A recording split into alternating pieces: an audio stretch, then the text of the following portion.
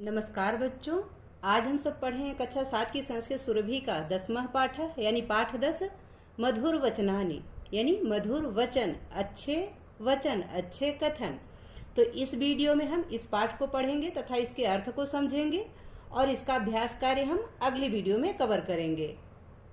ठीक है, इसका पहला श्लोक है नरस्याभरणं रूपम रूपस्याभरणं गुणः गुणस्याभरणं ज्ञानम ज्ञानस्याभरणं क्षमा। अन्वय है रूपम नरस्य आभरणम गुणः रूपस्य आभरणम ज्ञानम गुणस्य आभरणम क्षमा ज्ञानस्य आभरणम भवति। अर्थात रूप मनुष्य का आभूषण होता है, मनुष्य की सुंदरता ही उसका आभूषण होती है। और गुणः रूपस्य आभरणम, यानी मनुष्य का गुण उसके रूप का आभूषण होता है, उसकी सुंदरता का आभूषण होता है। ज्ञानम गुणस्य आभरणम, और मनुष्य का ज्ञान उसके गुण का आभूषण होता है।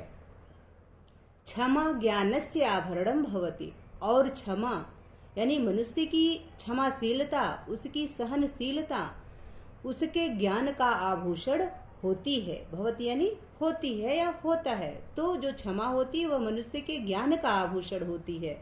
अर्थात इसका अर्थ है रूपम अर्थात सुंदरता मनुष्य से आभूषणम अस्ति, मनुष्य का आभूषण है, यानी मनुष्य की सुंदरता उसका आभूषण है। गुणः सुंदरता याह आभूषणम भवति, और मनुष्य का गुण उसकी सुंदरता का आभूषण होता है।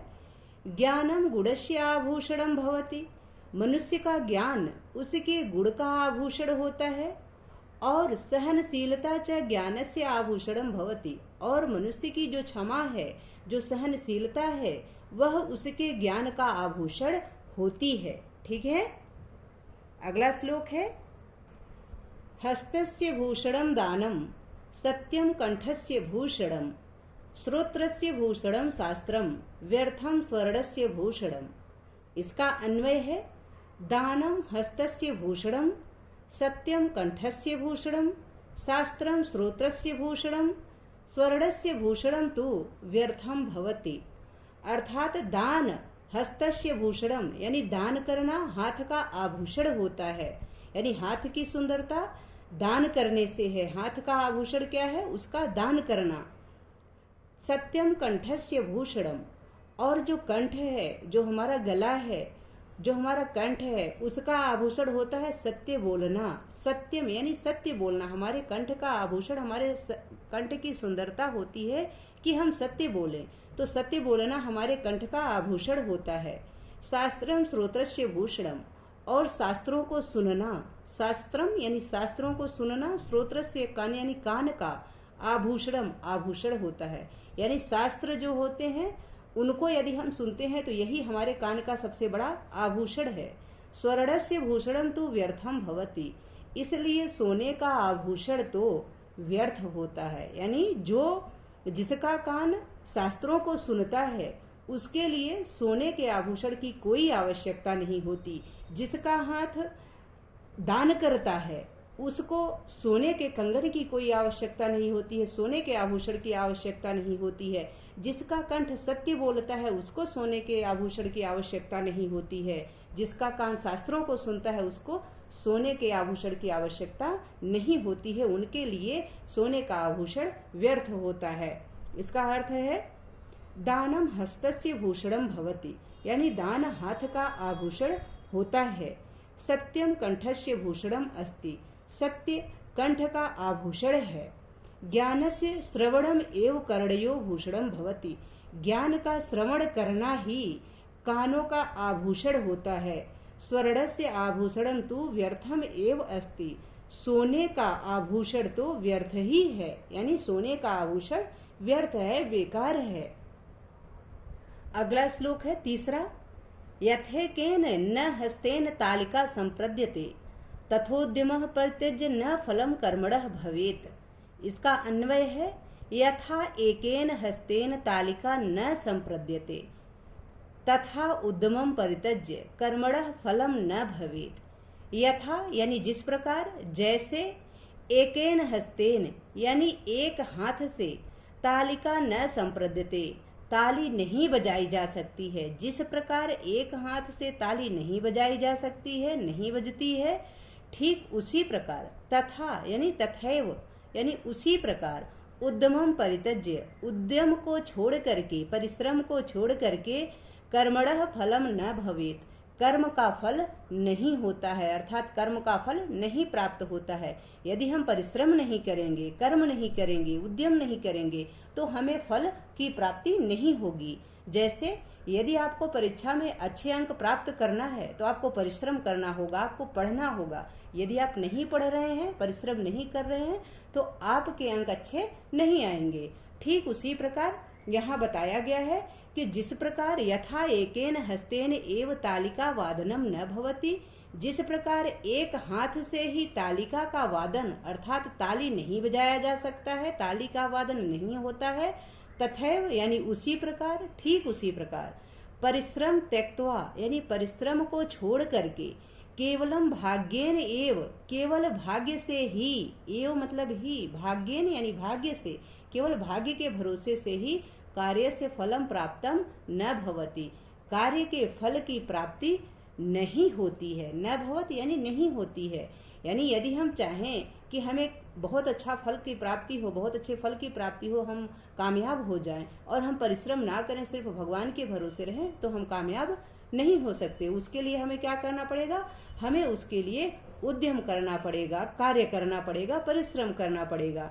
ठीक है, अगला श्लोक है चौथा। यस्य नास्ति स्वयं प्रज्ञा शास्त्रम तस्य करोति किम लोचनाभ्याम विहीनस्य दर्पणः किम करिष्यति। अन्वयः यानी इसका अन्वय है यस्य स्वयं प्रज्ञा न अस्ति। यस्य यानी जिसकी स्वयं प्रज्ञा न अस्ति, स्वयं की बुद्धि नहीं है। शास्त्रम तस्य किम करोति, शास्त्र उसका क्या कर सकता है। लोचनाभ्याम विहीनस्य दर्पणः किम करिष्यति। लोचनाभ्याम यानी आंखों से अंधे, विहीनस्य यानी हीन व्यक्ति का दर्पणः किम करिष्यति, दर्पण क्या करेगा, अर्थात शीशा क्या करेगा। यानी जिस प्रकार कोई व्यक्ति अपनी बुद्धि का प्रयोग नहीं करता है, यदि कोई व्यक्ति अपनी बुद्धि का प्रयोग नहीं करता है तो शास्त्रों में दिया गया ज्ञान उसका कुछ नहीं कर सकते।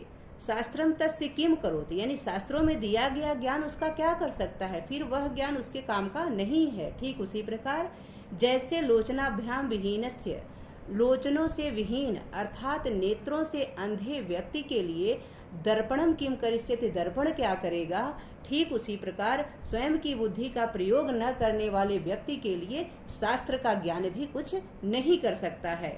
इसका अर्थ दिया गया है यह मनुष्य बुद्धे प्रयोगम न करोति, जो मनुष्य, यह यानी जो, मनुष्य यानी मनुष्य, बुद्धे प्रयोगम न करोति, बुद्धि का प्रयोग नहीं करता है। शास्त्रेषु लिखितम ज्ञानम तस्य किम अपि हितम कर्तुम न शक्नोति, शास्त्रों में लिखा हुआ ज्ञान उसका, तस्य यानी उसका, उस व्यक्ति का, किमपि यानी कुछ भी, हितम यानी हित, कर्तुम न शक्नोति नहीं कर सकता है। यथा जैसे नेत्राभ्याम विहीनस्य यानी नेत्रों से विहीन अर्थात अंधस्य यानी अंधे व्यक्ति के लिए, कृते यानी के लिए, दर्पणस्य कश्चित अपि लाभः न भवति, शीशे का कोई भी लाभ नहीं होता है। जिस प्रकार अंधे व्यक्ति के लिए शीशे का कोई लाभ नहीं होता है, ठीक उसी प्रकार जो मनुष्य अपनी बुद्धि का प्रयोग नहीं करता है, शास्त्रों में लिखा गया ज्ञान उसके लिए कोई कार्य नहीं कर सकता, उसकी कोई सहायता नहीं कर सकता। ठीक है, अगला श्लोक है पांचवा। विद्या ददाति विनयम विनयात याति पात्रताम पात्रतात धनम प्राप्नोति धनाद धर्मः ततः सुखम। इसका अन्वय है विद्या विनयम ददाति विनयात पात्रता याति पात्रतात धनम आपनोति धनाद धर्मः ततः सुखम प्राप्नोति। विद्या ददाति विनयम यानी विद्या विनय प्रदान करती है। विद्या विनयम ददाति, विद्या से विनय की प्राप्ति होती है, विनम्रता आती है। विनयाति पात्रताम याति, और विनम्रता से, विनयाति याति पात्रताम यानी विनम्रता से, विनय से पात्रता आती है। याति यानी आती है, पात्रताम यानी योग्यता, पात्रता आती है। पात्रतात धनम आपनोति, और उसी योग्यता से धनम आपनोति, धन प्राप्त होता है, धन आता है। धनाद धर्मः, और धन से ही धर्म होता है, ततः सुखम, और उसी धर्म से सुख की प्राप्ति होती है। प्राप्नोत यानी प्राप्त होती है, यानी विद्या विनय प्रदान करती है और विनय से योग्यता आती है, पात्रता आती है, उसी पात्रता से उसी योग्यता से धन की प्राप्ति होती है और उसी धन से धर्म होता है और उसी धर्म से सुख की प्राप्ति होती है। यहाँ अर्थ दिया गया है विद्या विनयम ददाति, विद्या विनय प्रदान करती है, विनयात योग्यता प्राप्यते, विनय से योग्यता प्राप्त होती है, योग्यतायाः धनम प्राप्यते, योग्यता से धन प्राप्त होती है, धनेन धर्मस्य कार्याणि भवन्ति, धन के द्वारा ही धर्म का कार्य होते हैं, यानी धर्म से ही धर्म का कार्य होता है। धर्मस्य कार्यः च मानवः सुखम प्राप्नोति, धर्म के कार्य से ही मनुष्य को सुख की प्राप्ति होती है। आशा है कि यह पाठ आप सबको अच्छे से समझ में आ गया होगा। अब हम इसका अभ्यास कार्य अगली वीडियो में पढ़ेंगे। यदि आपको पाठ से संबंधित या वीडियो से संबंधित कोई शिकायत हो, कोई सुझाव हो आपका, प्लीज कमेंट बॉक्स में अवश्य लिखें। यदि आपकी कोई क्वेरी हो उसको भी लिखें। ठीक है, वीडियो देखने के लिए बहुत बहुत धन्यवाद।